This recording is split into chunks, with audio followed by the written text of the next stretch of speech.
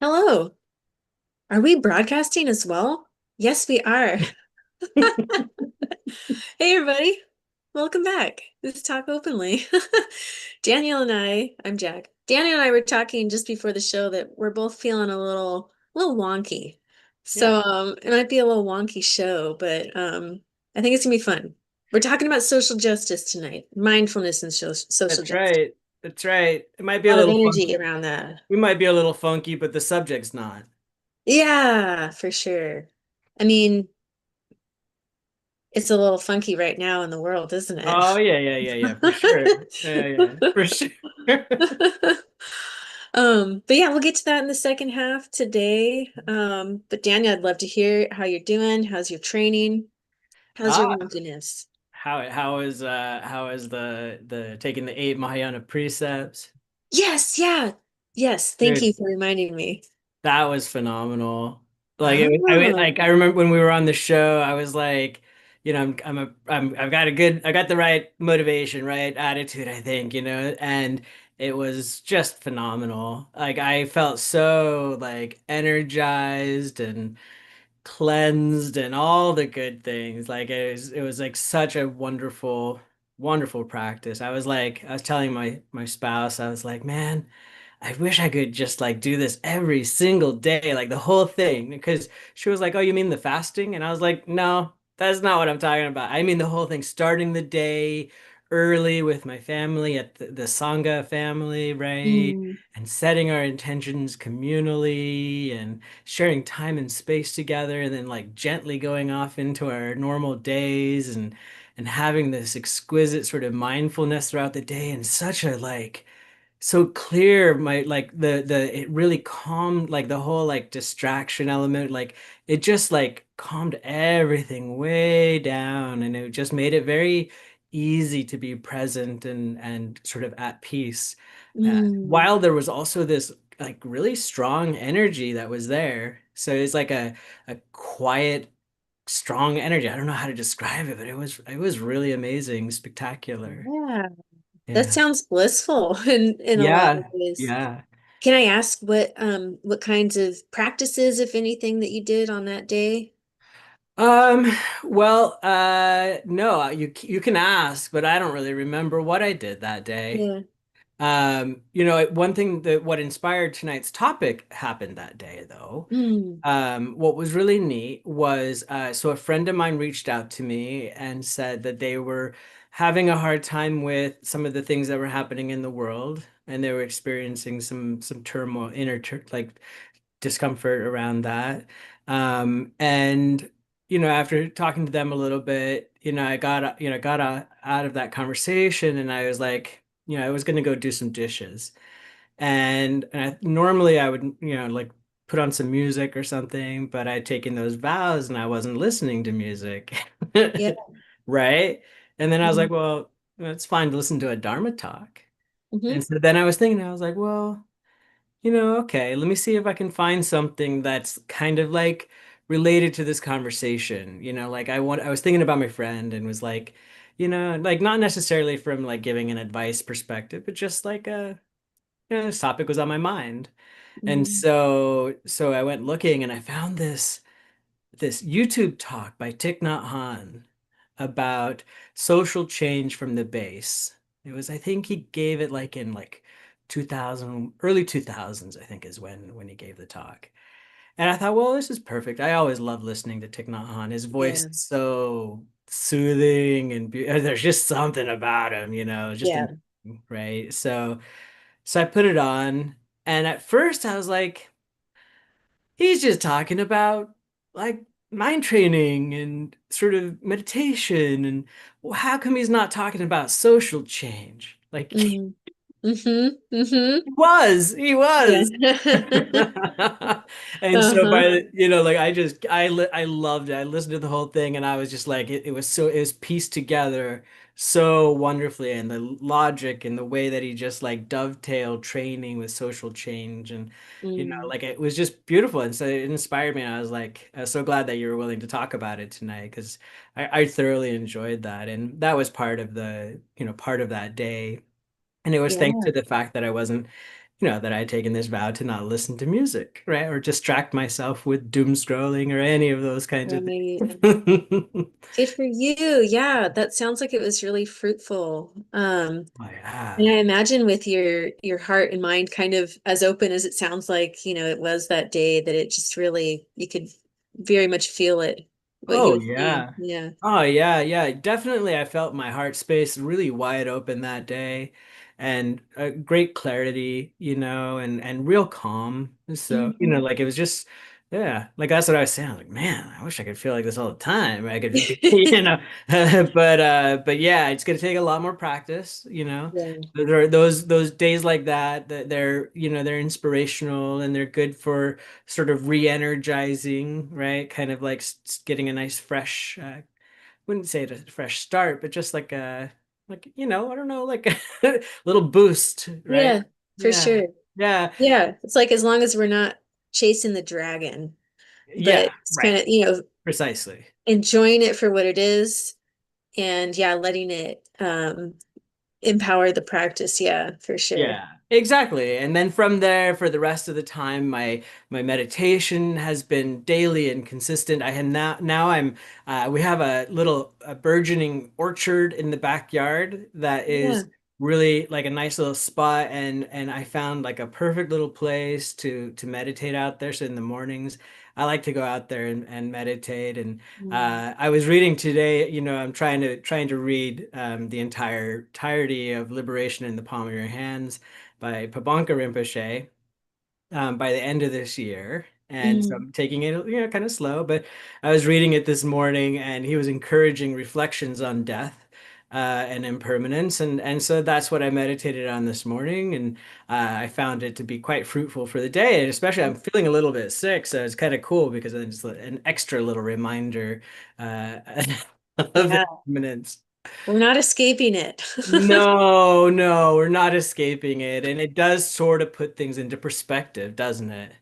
It really does. Right. His Yeah. encouragement was to, that if we really, really, really reflect on death and make it a regular practice, right, to be mindful of impermanence, that we will naturally avoid the eight worldly concerns, right? Yeah. Because of that kind of shift in perspective, and that we Yeah. won't be so entangled with them because we just won't be that interested. We'll recognize like we don't Right. have a guarantee forever, like not just that it's going to happen, but it could happen like right now, right? Like we may Right. make it to the end of the day. So, yeah, it's good stuff. That's really good stuff. And how Yeah. interesting too, that just that little detail of like deciding not to listen to music. And like you were just saying, those types of things, not that they're bad, but they just become less interesting. And kind of like the attraction and the draw that they used to have on me is just not there. Yeah. And at one point there was a little bit of grief with that, that it Yeah. was like, hey, wait a minute, I felt like part of those things were how I identified. Yeah. And of course I still, I listen to music every once in a while, but it's not like an obsession. Um, and at times even I felt some aversion too for Yeah. like entertainment, where I'm just like a little bit itchy all over if I know that like, oh my God, this movie is like 3 hours and I have to be here for 3 hours. Um, but yeah, I think that starts to happen. And Yeah. um, yeah, what Do you what do ever you find yourself, with sort of like kind of like a dead form? Like something that used to have life, that you were used to, and like that was like a part of your life, and it had this energy and vitality to it. Mm, And now it's like it's like a corpse. I'm not, mm. you're like still trying to interact with it sometimes, and you're like, well, it's not quite the same. Just it's not. It's like the form is still there, right? But it's not exactly the same as it used to be. Yeah, And I'm yeah, not saying that that's true for music in particular, but just some of those entertainment distractions, I think, feel that way. yeah, for sure. Yeah, I can see Yeah. that. That's a Yeah. good metaphor. That's all thanks to your the reason that that metaphor popped up is thanks to you actually. Because yes, you were very helpful in encouraging me to record my dreams. And so Hmm. I've been doing that diligently, and it's very fruitful. Like I can feel it. It's like a muscle that I'm Yeah, building up, right? Where before, like I'd have a dream and I'd be like, huh, oh, neat. And then I'd go off and get distracted and then the dream would be gone, right? yeah, But now I'm like I'm able to kind of hold it long enough to like make notes about it. And then I can and then it stays with me a little bit longer. And it's yeah, not like, I'm not suggesting that all dreams are relevant or meaningful or symbolic or anything. I mean, some probably are. yeah. But like some of my dreams lately have involved exactly what I was just saying. This sort of like, Wow. yeah, wait, is it like they're not like they're dark, but they're not, it's weird. Like it's just like I'm observing something happening. It's not like nightmares or anything. It's just this Yeah, sort of like, oh, what the heck is that? But for upon sure. reflection, I'm like, oh, right. Maybe it's actually sort of pointing to sort of like still interested in these dead forms. That's so interesting. Yeah. Huh.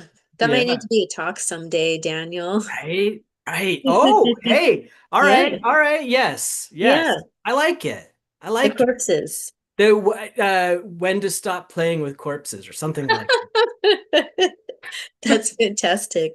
Dancing with the Dead, little Oingo Boingo or something. Yeah. Nice. All right. Yeah, I look yeah. forward to All right, it. that's enough out of me. We could go down some kind of weird hole here. Oh yeah, for sure. I know. I'm in a weird mood too, so Yeah, hey, we told you it'd be funky. yeah, it's so bizarre. So today, usually I don't have a second cup of coffee in the morning. I just have one. But today I was like, what the heck? I'm tired. I'm gonna have a second cup of coffee. And so, go into the break room. They've got the Keurig. I rarely use the Keurig, but I pump one out, put a little bit of, the creamer in there, hazelnut creamer, and then I proceed to drink it. And I swear, like from 10:30 until now, I've been like jacked, jacked up on coffee. And it usually that doesn't happen to me, but my body, I don't know, just yeah, had a really intense response. Yeah. And so I've been playing a little bit with like, okay, I for one, I didn't intend to intoxicate myself, right? But I definitely have felt intoxicated throughout the day. And Hmm. so like kind of looking at that mind, what is the mind like when it's intoxicated? Yeah. And it was really interesting to see this kind of like pull, like attraction towards like, oh, it's so interesting how my mind thinks differently when I'm in, this state where it's like, I can kind of see from a different perspective. And so there's an attraction there, like, ooh, maybe I should start drinking a second cup of coffee every day. So Oh. there's like that kind of how the karma kind of propels itself, right? Is that it's like there's that kind of there's just an attraction. So it creates this like wish for me to do the thing again. And now I have an actual awareness that, okay, that really like cracks me out. So it would be more intentional the next time if I were to do it, right? Oh, I Which that would see. be like Right. more karma on top of it, right? But anyways, aside from that, it was just kind of an interesting day to be like jarred a little bit from my norm. Hmm. Um, and to feel a little weird and to be like kind of awkward, like, like am I being weird right now? And to just kind of examine that a little bit. And also there were some sessions where it was like I was like, kind of like intense, like really getting in there, getting in there, right? I think it was okay for the most part, but yeah, it's just kind of an intense day. Wow. Yeah. Mm. Did you Yeah, and I you slept feel in a tired now, couple. or is it still lingering? It's lingering. Yeah. Yeah, it's so weird. I Something can't I within me is can't hang with paused. I used to be like, yeah, crazy. I could drink all kinds of coffee and stuff. Yeah. Nowadays I really am just like, there's days where I'm just like, nah, I don't think I can hang with it right now, you know? Like, it's Yeah. like, I kind of just like, I'll have like maybe a little bit of tea or something Hmm. but I just can't, like, I just feel like super sensitive to it, you know? It's Yeah. like, and those days, like the one that you just described, where I'm like, yeah, whatever, I'll have another cup of coffee. It's like noticeable. I Yeah. really feel it. And it kind of reminds me, like, I don't know if this is applicable or not, but it just reminds me, I remember one time talking to Lama about, or he was, I don't know, maybe he was talking publicly about it, but basically that, all these practices make us a lot more sensitive, Mm. right? Now, I'm not saying that he was talking about caffeine or coffee or whatever, right? But Hmm. like that basically, like if you had like an old work truck or like an old tractor, you can put like dirty old farm diesel in there and it doesn't really matter. It'll just keep Hmm. chugging right along, right? Because it's just a workhorse. It's not sensitive. But if you Hmm. have like a high-end like Ferrari or Lamborghini or something and you try to put some cheap fuel in there, it's going to start knocking. It's going to have all kinds of issues, right? So, Yeah. and that because it's sensitive, right? It's a high performance thing. And so, Mm. maybe just maybe it's indicative of the fact that you're now in a different phase of your practice and you're at a Ferrari phase or something like Oh no, I don't think I'm there yet. But hey, maybe I'm moving up to my car now, the RAV4. that. All right, all right. You're at the rep for Hey man, respect. I like it. I like it. It's moving up. Yeah, Yeah, yeah, for yeah, for sure. sure. Um, but yeah, you know what it really out to me was just how much I appreciate my sobriety and the stability that it gives. Because just being in that mind for a while where I was like, wow, this is like kind of cool and crazy, and like my mind's going everywhere. I'm really creative. At the same time, it didn't feel worth it. Like I don't Um, want to repeat that anymore. I right. used to really have an addiction to that. Like I felt like I wanted to be like on one all the time, like Oh and be yeah. creative and like and kind of weird. And uh I don't want that anymore. Right. Right. Which is like, Yeah. okay, maybe I just needed to get a taste again to remember that like that's not the lifestyle that's good for me. No way, It's man. good. I just the other day I was looking through some old photos with my spouse and she looks at this one and she was like, "Man, I don't think I've ever seen you look so skinny. Why are like you were so skinny?" Huh. And I was like, "Oh yeah, that was my Adderall phase." Yep. Uh-huh. And then it had been a while since I'd even thought about it, but man, I think like I remember how addictive the upper feeling Yep. was, right? Big time. And how like now I think it would put me into like another like a whole nother like outer space or something if I was to For do something sure. like that, right? But there's this attraction to speed and to sort of the intensity of of the ability to think quickly and to move Right. quickly and it feels like super duper energetic. But I gotta say the difference between like caffeine or Adderall or any kind of stimulant upper and the kind of energy that I felt when I took the precepts Mm. one like it's like I mean they're just massive differences. One of them, the uppers, the stimulants feel like they're like a flare, like it just flares up, right? And it has this sort of like it's like an intensity to it, but it doesn't feel necessarily all that useful, right? Yeah. Whereas this other one felt like it's like this natural energy kind of flowing up that's like and it doesn't stop, it just keeps going, right? Like if like I don't know how like maybe like a difference between maybe like a geyser and a wave in the ocean or something like that. Yeah. Huh. That's it. Yeah, I like that visual. Um, yeah, no, I can feel that as well. That there's such a more global kind of experience of energy rather than those surges that are very Right. unstable, and unpredictable. Right, Yeah. for sure, for sure. And is it just anxiety actually, right? Like sometimes Oh I'm like, yeah, is yeah, this yeah, dude. anxiety Oh, it feels that's I in driving fact me? Yeah, I have relatively recently. I was having a hard time bringing my breath down into my belly and sort of activating my parasympathetic nervous system, right?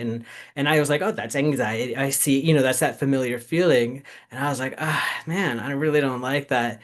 And my partner was like talking to me about it or asking me how I was feeling or whatever. And I was like, man, I just feel like I had like 2 cups of coffee. Right. Mm. So yeah, I think, but I had, Hmm. but it's that Yeah. it very much feels like the same kind of thing, like anxiety. Yeah. Yeah, Like for a sure. tight, fast tightness. Yes. Yeah. Yeah, yeah, yeah. Interesting. Yeah, so no more second cups of coffee. All right. Um, but yeah, and just a quick touch on my Mahayana precept day as well. So I had a really good experience, very different from what you experienced, though. I would say, I had some of that kind of like I definitely returned to what I was doing throughout the day, and that was motivating and I always enjoy that part of it that it's the whole day is imbued with the practice.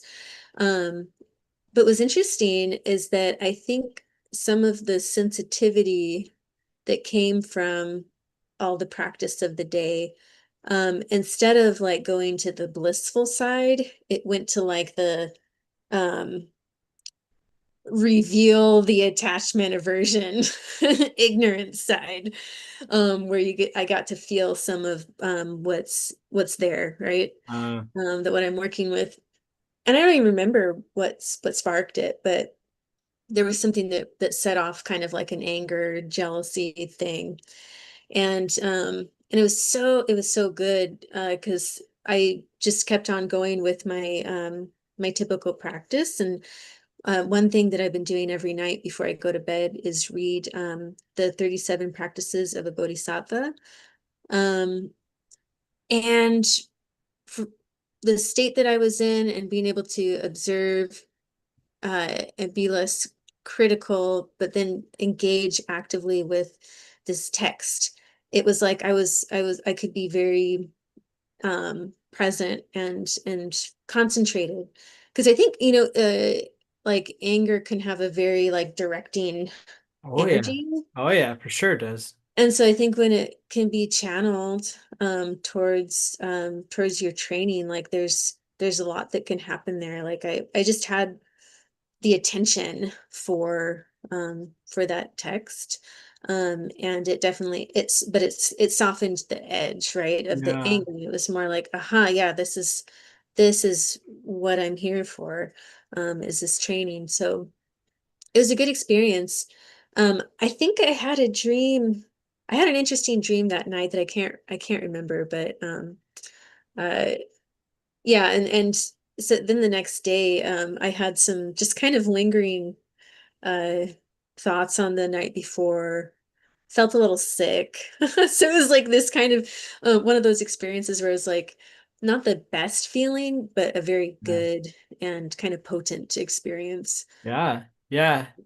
It's interesting how wildly different and yet powerful those kinds of practices can be, right? It's Mhm. always dependent upon all the different sort of causes and conditions surrounding that time period. So Yeah, it can go all kinds of different ways, but I'm glad that it sounds like it yielded something positive, even if the experience itself was not entirely positive. for sure. I think what I drew from it most was like uh additional, commitment to my practice. Um, that like regardless of my mood state, that's what I come back to. Damn, if that's what you took away from it, that's like a precious gem right there, right? Yeah, for That sure. no, you just like doesn't matter what's going on, how you're feeling. Yeah, just keep going. Just Just keep keep doing it. going. Yeah, Hmm. yeah. That's how it Yeah, works. yeah. Good Yay. stuff. Nice stuff. As Lama likes to say, yay. Okay, shall we? Well, Mind training? shall we? A little bit of oh, by the way, Yeah. I did in fact ask our friend Dirk about that previous Lojong slogan. Huh. And he was like, I can't commit to explaining it or any of that. I got too much going on. Totally. And he was like, but maybe you guys should you should do your own research and then talk about it on the show. Yeah. So there we are. Hey, I yeah. didn't go any deeper. I don't even actually remember what it said. So Uh-huh. yeah, that's how committed I was to it. So maybe for another day, we'll Yeah, come back to just it. trying to slough it off onto somebody else. All right, let me see if I can share my screen here. All right, I think you can. Can you see it? Yeah, almost. All right. Well, it says, yeah, there we go. All Yeah. right. Wait, let me scroll down just a little bit. There we go. Okay. All right. Okay. Number 9, use sayings to train in all forms of activity. Um, and so memorizing pithy sayings can help us to stay on track during our daily lives. Alcoholics Anonymous uses this approach extensively. The Judeo-Christian traditions have the Book of Proverbs, and according to David Shapiro, Tibet's vast epic of Gesar uses proverbs or sayings in an unusually extensive manner.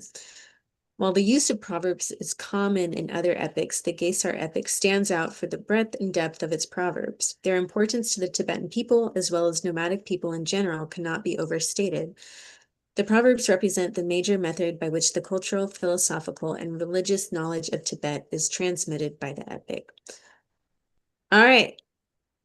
There's a You little want to bit read this more. next part?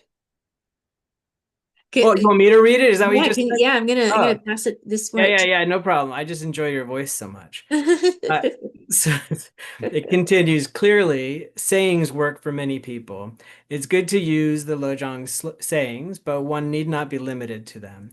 As Traleg Kyabgyan points out, Shantideva's Bodhicharya Avatara is a good source of sayings that can help keep us on the Mahayana path as we live in the modern world of constant distraction. For example, let us not be downcast by the warring wants of childish persons quarreling. Their thoughts are bred from conflict and emotion. Let us understand and treat them lovingly. uh, mm-hmm. Yeah. Yeah. Yeah, good. Um, yeah, I think Lojong and other kind of like texts that we end up memorizing, whether it's like, our refuge prayers and things like that. Um, and Lama talks about this, how they'll surface at the time when they're necessary, right? Oh, Or they'll kind yes. of Yeah. they'll surface in meditation in a way that you can then see it differently, Yeah. or it makes a little bit more sense. And so it's like those sayings can help us understand what our experience is, which is really Without a important in Without a meditation. doubt.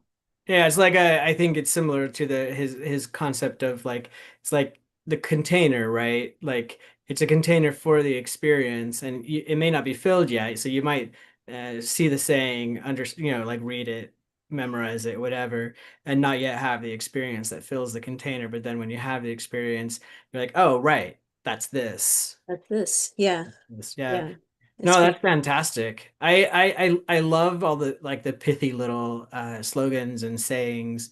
I find it incredibly helpful because I don't have the kind of memory to like I can usually get like concepts or kind of broad topics like the gist of it, but memorizing details has not ever been my forte. But Yeah, remembering pithy little sayings that helps. for sure. Yeah. Don't expect applause is one of the ones that comes up a lot. Yeah, I have on the wall right behind me. I have the Atisha 7 points, and I reflect on one of those every day. So that's one Nice. of them.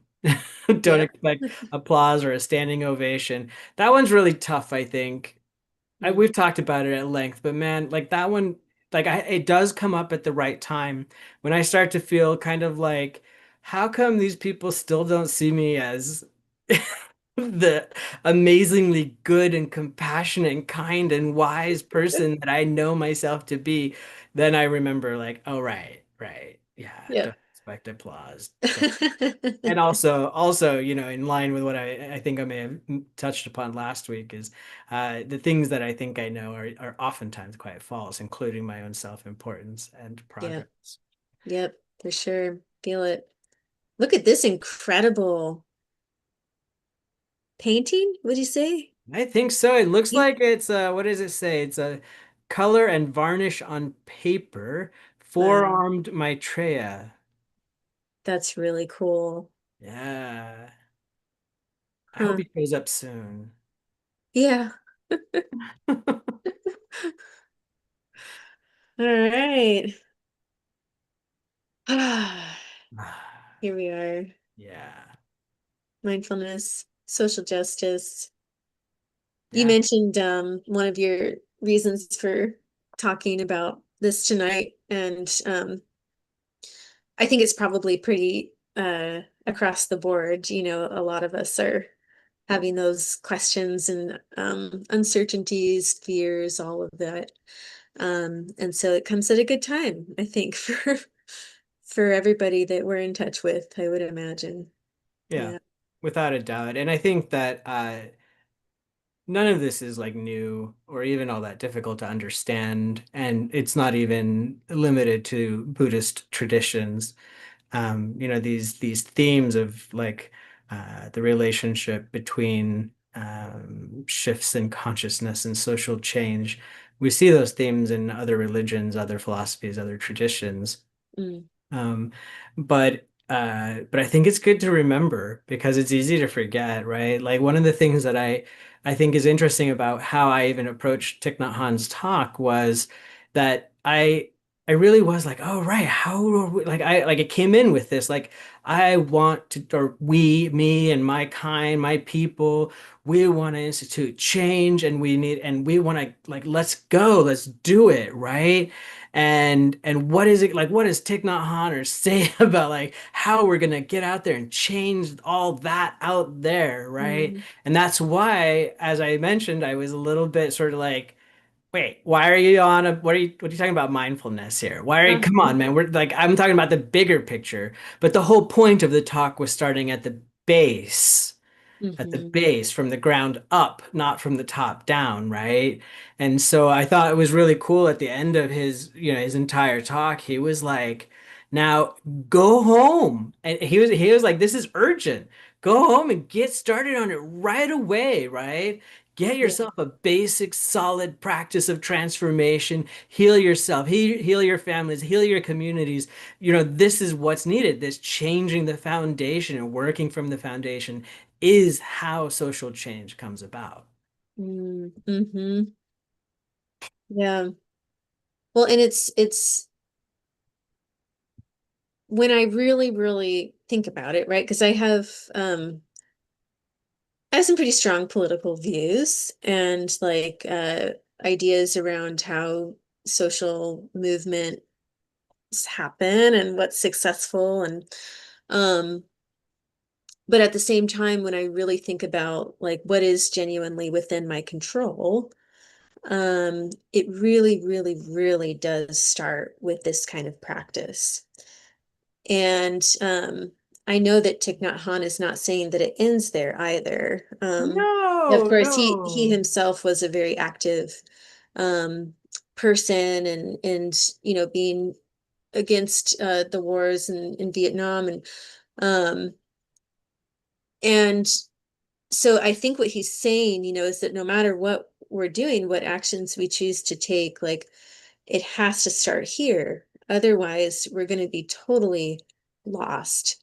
Um, and we're going to burn out, Yep. and not be able to be helpful even to ourselves. Um, and yeah, so I think even regardless of like, I don't know, my tendency towards more kind of like direct action or kind of like militant Yeah. action, even then, I think if I don't come to that, or if someone doesn't come to that with a state of mindfulness, then they're going to be in a really difficult place. And Precisely. That was his point, yeah, Jack. That was right. exactly Yeah, what he was saying. You're absolutely right. He was not saying just go home and sit quietly and meditate and everything's going to be okay, right. right? He was saying that direct action that you're talking about, whether it's like sit-ins or protests or Hmm. whatever that action looks like, that they really only become like truly meaningful when they come from this inner freedom, compassion, understanding, Yeah. right? Yeah. The motivation, right? That's like Correct. always checking. One of the lines in 37 Practices of the Bodhisattva, it's the second to last. It says, in short, always check what is the state of my mind. And that's it, right? Yeah, That is the practice, that's is it. what is the state of my mind? And from there, what do I want to do with that? What is the state of my mind, right? It's the sentry at the door, right? Who Mm, is watching. And this is exactly what his whole point was in this discussion was like, so much of our problem. I mean, he spent I'd say maybe half the talk. He was talking about consumption. Because mm, he was like, what is it that you're consuming? What you consume makes a big difference. And I mean, we're talking about he went into detail about food, sensory impressions, our mm, deep desires and consciousness itself. Like what exactly are we taking in, right? And that we have to have these like sentries at the door. Kind of like when we took, not kind of, very much like when we took those vows, right? yeah, And we had this strong sentry that was watching and is like, well, hey, today you're not going to put any food actually in your mouth after this time period, right? Not at all, none at all. Like that, maybe we're not doing that on a daily basis because we're not fasting every day, but we're still being mindful of what we're putting into our bodies, right? Whether it's drugs, alcohol, whatever, food, we being mindful and being like, hey, that's toxin. That's exactly, mhm, like this is bad for me. And how in the world are we going to make effective changes in this world? How are we going to take direct action? How are we going to make improvements when we're weak, yeah, right? Like if you yeah, come from this weakened state because you're eating shit food, you're watching and listening to toxic constant news sources, or you're yeah, doom scrolling or whatever, that kind of nonsense, right? And your mind's all warped by all of these manipulated media. Well, sorry, I, I don't know but right? you're taking Yeah, in this crap, right? It's kind of like in programming, there's that old saying, shit in, shit out, right? yeah, And for and if you sure. don't have the century of mindfulness, it's easy to get into these habitual patterns of whatever it is that we're consuming, video game, it doesn't matter, right? There's no particular thing that in and of itself is necessarily bad, but bringing it into our bodies, especially with the wrong intentions, right? Like, well, anyway, Yeah. I'm going with it. No, no, and you reminded me of a part of that talk that I found. And he's always so like subtle, but it's just impacting, right? Like, he described like when we eat healthy, don't put poison in our bodies. That it's like this light that we basically we're this light of kind of peace within our world, and that's something that we can offer Right, to our world. And it for whatever like I know that like intellectually or whatever, but for whatever reason that really just touched me, and it was like, that's right. Yeah, I'm like I'm making my body and my mind um as safe as possible, right? And other people can feel that. right. And so it was just such like a nice reminder that like, oh yeah, it's not just me. Like it's not just about me, right? Right, right, right, right. Yeah, exactly that. It actually reminds me, I was just checking out on my phone right here. I had this, my nephew, he practices various types of Buddhism. And Mm, I wish I had the quote here in front of me, but he was talking about, I think it was a Zen teacher who had said, essentially like, don't try to light the whole world. You want to light the part that you're in, right? yeah. And that the reason it came up was in the context of here you're talking about we are this light, right? And we do these practices, we try to work hard to be mindfully shining our light as bright as possible in the most helpful way possible. But there is this, we get into this, at least for me, get into this mindset of like, I need to my light, like it's not good enough It's unless not I'm good. Yeah. affecting change and lighting the entire world, right? Yeah. That's delusional, and it's over. It's It a is. You're right. Like it's overemphasizing this little personal self right here, Yeah. right? And that we can do all kinds of things to increase our light, right? We can mindfully crank it up for sure. We can try to share our light on the path with others, right? But that it does still start from here. And Yeah. that's what all of this training, all these practices do. Right? In some sense, all of Dharma practice appears to me to be about social change, Yeah, right? for Like sure. ultimately, it's the whole, like we want to change the whole world and all sentient beings, not just in this world, but in all of the world systems. Yeah. Yeah. It's heart opening, isn't it? Like to imagine that really big scale. Yeah, I think that can help me sometimes when I am feeling really like just downtrodden and kind of hopeless and feeling, helpless too, like what am I actually doing?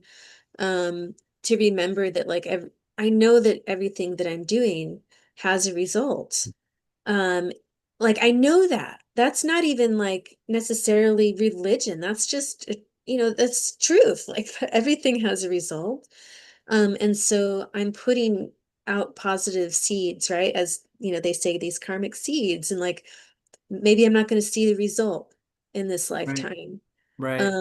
But we are impacting our world. I think that's something that's so what I love about, at least from what I understand about karma, which is very limited, right? It's a very complicated topic. Um, but something that I think I understand is that, it's not deterministic, right? It's not fatalistic. It's like um, we are actively creating our worlds. And that means that, regardless of the karma that we have, we can like shift it. Um, we're going to experience causes, but we can really work with what we've got.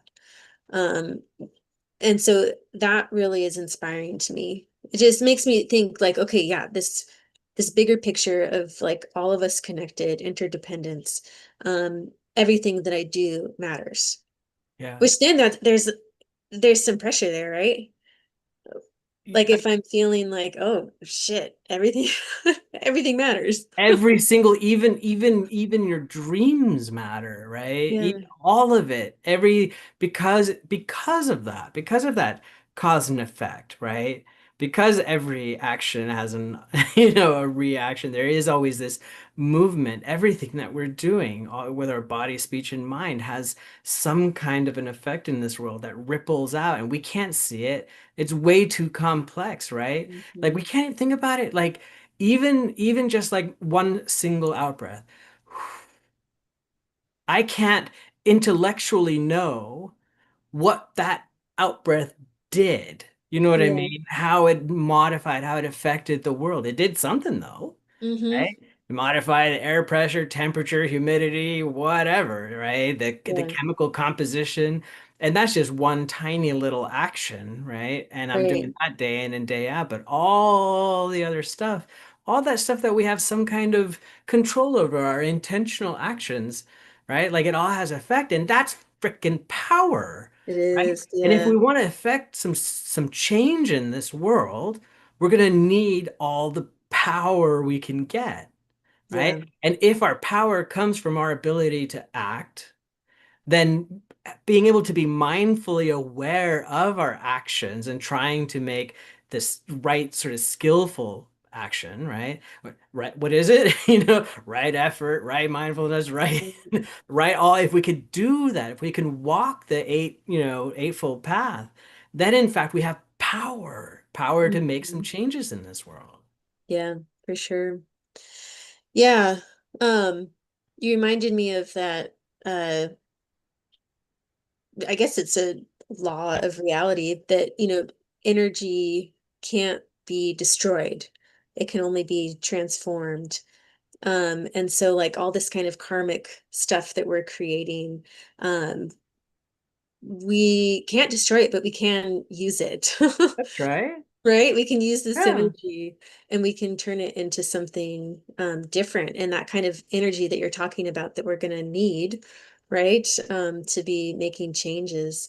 Um, And I think that that is like kind of the so much of the magic of the Dharma is that we are learning how to transform um into this energy that really can resource us rather than Precisely. You just were talking about it earlier, talking about anger, right? Mhm, And how the energy of anger, there's a way there's habitual reactive tendencies towards anger, and those are usually counterproductive.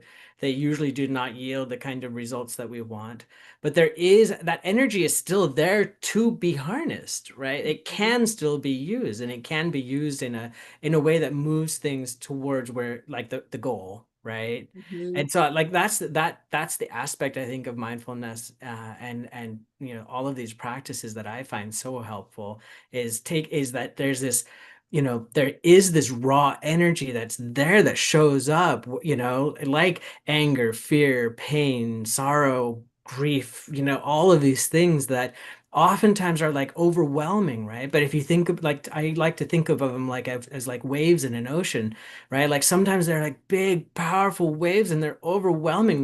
We feel like we're drowning in our grief or our anger or our fear, anxiety, whatever that is. And that's so sad because also look at the power behind that. mhm, Right? That's mhm. some massive energy. How can we not transform that in a way that's actually beneficial to ourselves and to our families and our communities and to our world? Yeah. So how do we do it? Yeah, yeah.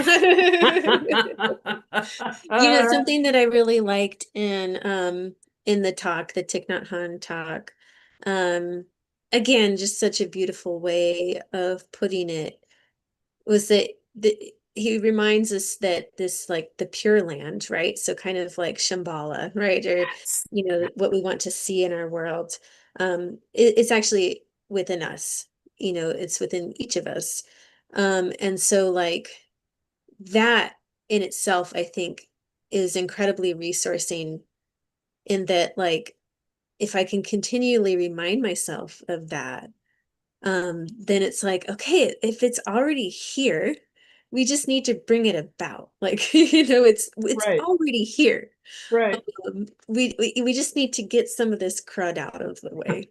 But that is kind of it's inspiring and and I think realistic too.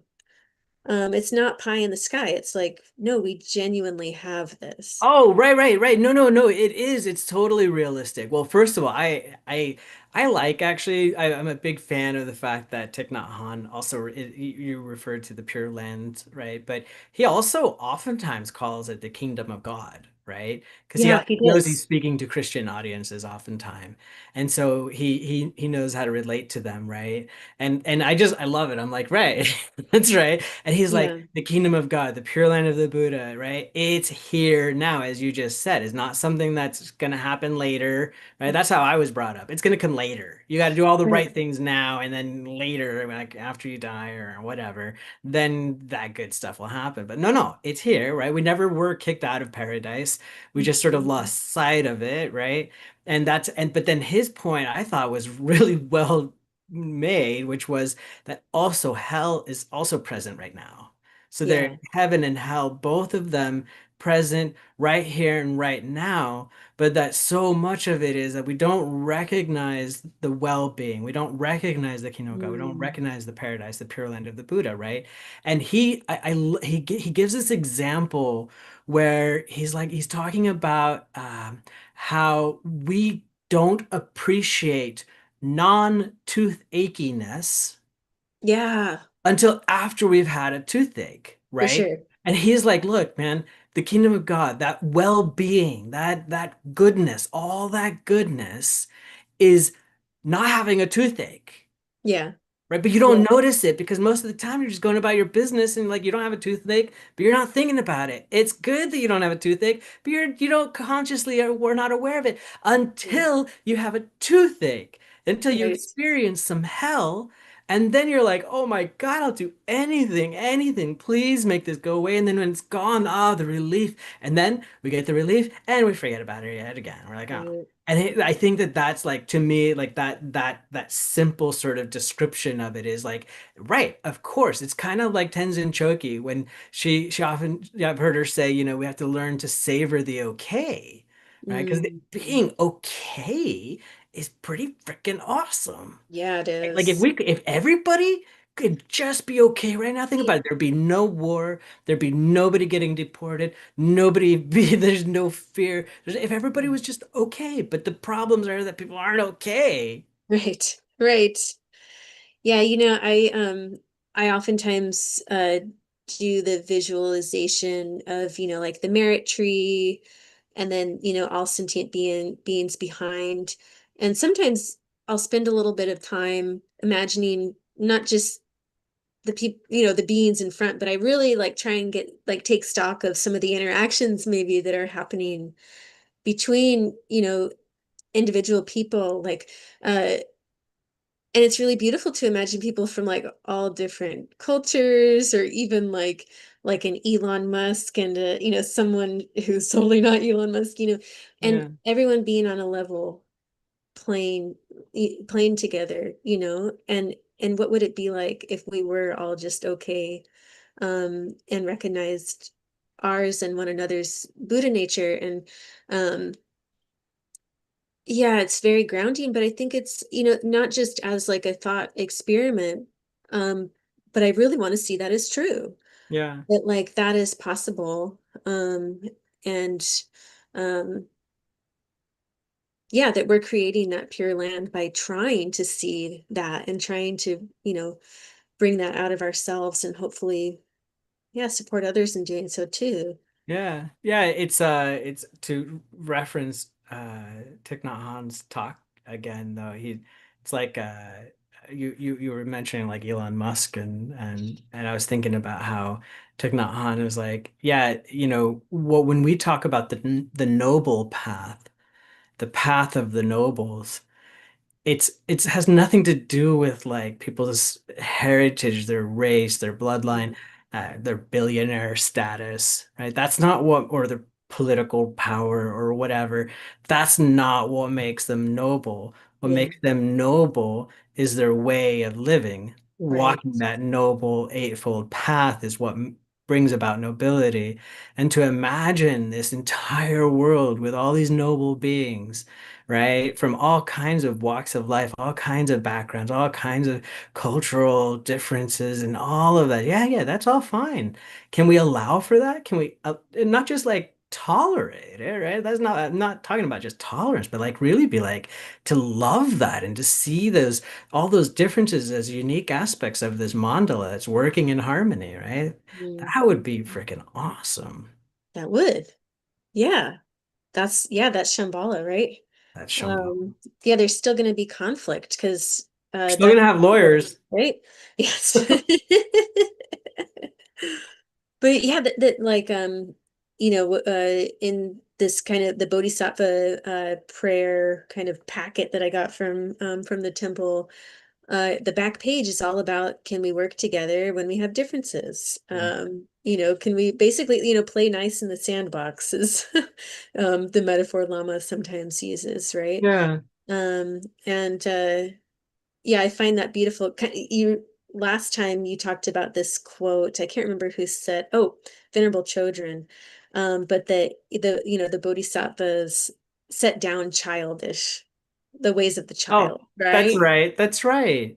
And I think, that's in some ways where yeah, we're trying to move into a place where we can be more mature and see one another for what we really are, um, rather than these kind of petty differences. And um, yeah, yeah, Yeah, and to on to the path to of, not just like recognize or tolerate or be okay with diversity, right? And uniqueness and all of that and personal preferences and all of that, right? Don't we want to live in a world that's variated, that has all of these differences, right? We're not like the Borg, right? Like we, yeah, we right. like we want like we long for all these differences. We just want it all to work well together. That's all, Yeah.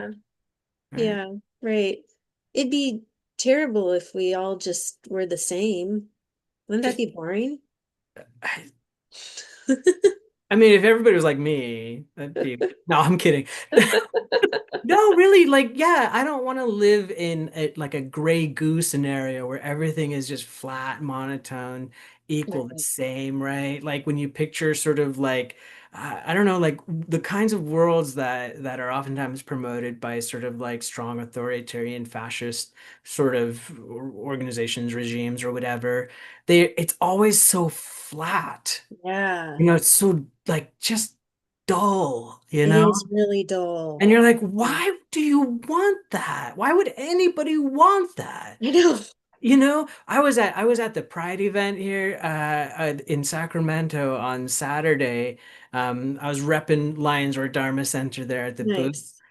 And I was like, I loved it. All these different oh my God, the Yeah. variety of sizes and shapes and relationships and clothing choices and Yeah. personal expression. It was wild, right? Like it was like a cacophony of differences, right? And it was Yeah. all being celebrated and it was all cool. Yeah. It was all For fun. sure. Like Yeah. everybody just was okay, is like, yeah, yeah, you're doing that. Like Lama says, like, oh, well, that's how they did it. Oh, Yeah. okay. Yeah. Okay, cool. I'm not bothered by that. Nobody else is bothered by that. Totally. And that's totally the kind of world I want to live in. Yeah, the queers. We're on the cusp of things. Oh Yeah. yeah. Speaking of which, did you know there's now a oh, I forget which flag it is now. But there's a queer flag flying at Lions Road Dharma Center now. Oh, that's Yeah, awesome. it's a I love I haven't that. actually seen it, but somebody told me that they raised it. So That makes me happy. yeah. Yay. I think Lama said he said we don't the Lions Road doesn't take any federal funding, so we can do whatever the hell we want. That's awesome. Nice. Yeah. Hey, yeah, and sometimes social justice does mean that kind of like, yeah, we're just gonna be bold here. We're gonna do what we Yeah, want, that's right. right? It's like we want to express ourselves and love one another. So And we want yeah, to do it it's gonna mindfully. be in your face a little bit, mindfully. Right. Exactly. Exactly. Daniel, thank you so much for bringing up this topic and for looking into that Thich Nhat Hanh talk. Yeah, it's been inspiring for me. I appreciate it. I appreciate you being willing to talk about it, and I really Yeah. enjoyed hearing the talk and getting a chance to talk to you about it because I value your experience and perspective on social justice and social change. So I'm glad we had an opportunity to talk about it a little bit. Yeah, me too. Yeah, I need perspective as Mm. well. Don't we All. all? Yep. Yeah. Well, and for folks who are listening, if you can make a donation, that'd be fantastic. Lionsroardharmacenter.org. Otherwise, we look forward to seeing you next week. All right.